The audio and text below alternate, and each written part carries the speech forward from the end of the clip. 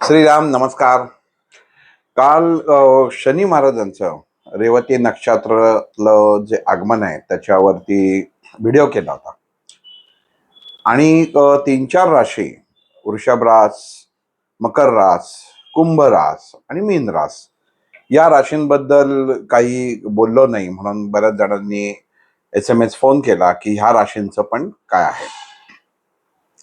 मुळामध्ये मकर रास, कुंभ रास आणि वृषभ रास ह्याला ज्या योगाने मी अभ्यास केलेला आहे, योग एवढ्यासाठी म्हणेन की ते जुळून येणं, त्याला आम्ही भरडलेली रास असं म्हणतो. ह्या राशींना वृषभ रास, मकर रास आणि कुंभ रास. म्हणजे ह्या राशी मकर राशी किंवा कुंभ राशीचा स्वामी जरी शनी असला आणि वृषभेचा शुक्र आहे, तरी ह्या राशींना साडेसाती असो नसो कौटुंबिक व्यावहारिक ठिकाणी ह्या कुठं ना कुठेतरी भरडल्या जातात आणि ह्यांना त्रास होतो. आता रेवती नक्षत्रामध्ये जे आगमन केलंय हे काल सांगितलं की राशींचं ऑक्टोबर पर्यंतच ही अडचण आहे. पण जे भरडलं गेलेलं असतं हे कायमचं असतं. म्हणजे त्यांचा नक्षत्र आणि ह्याच्या बदलानी जास्त परिणाम होत नाही, कारण या गोष्टी यांच्या जीवनाला चिकटलेल्या आहेत. वृषभ राशीचं म्हटलं तर उत्तम म्हणजे सांपत्तिक स्थिती उत्तम असते, व्यवहार उत्तम असतो, राहणीमान उत्तम असतं. पण व्यवहारामध्ये कुठेतरी कमतरता पडते किंवा घरामध्ये विनाकारण भांडणं होतात. उगाचच कारण नसताना आवाज चढवला जातो. कारण नसताना एखाद्या गोष्टीची चिंता लागून जाते की त्यामुळं ह्या लोकांचं मानसिक स्वास्थ्य बिघडतं, अँझायटी वाढते, शरीरातलं पित्त वाढतं. असे अनेक प्रकार अगदी संधिवातापर्यंत जातात या वृषभ लोकांच्या. मकर राशीचं तसंच आहे. ही लोक म्हणजे दुसऱ्याचं एक देणं देण्यासारखं आपण म्हणतो ना, तसं कष्टकरी माणूस ही आलेली असतात की ज्यांना जीवनामध्ये ह्यांनी जर आनंद उपभोगला तरच ह्यांना प्राप्त होतो, अन्यथा ह्यांना सहसा आनंद उपभोगता येत नाही. म्हणजे कर्तव्य आणि आलेली परिस्थिती ह्यांचा फक्त ह्यांना सामोरं जायला लागतं आणि त्यातनं आयुष्यभर मार्ग काढायला लागतो. असं ह्या अर्थात ह्या गोष्टी ज्या अभ्यासामध्ये मी अभ्यासल्या आहेत त्या अनुषंगाने सांगतोय.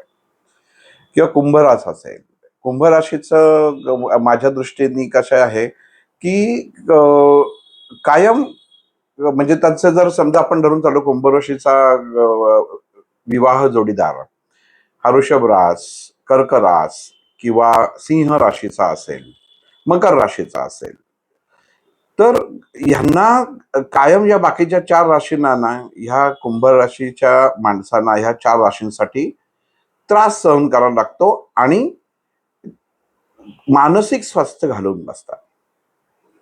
आता कुंभ आणि कर्क म्हटलं तर ह्याच्यात मानसिक स्वास्थ्य हे कुंभ राशीच्या लोकांचं बदलतं. कुंभ मकर म्हटलं तर इथं काय होतं की कुंभ राशीचा जर जोडीदार असेल तर ह्या मकर राशीच्या लोकांना त्याचं काही ना काहीतरी कायम देणं घेणं हे पूर्ण करायला लागतं, जबाबदारी कायम करायला लागते. म्हणजे किती जरी झालं, म्हणजे स्वतः मकर राशीच्या लोकांनी पैसा जरी साठवला किंवा बचत केली तरी ह्या लोकांसाठी, कुंभ राशीच्या लोकांसाठी त्यांना ते मोडायला लागतं, खर्च करायला लागतो. मानसिक सुख मिळत नाही आणि शारीरिक सुख पण मिळत नाही.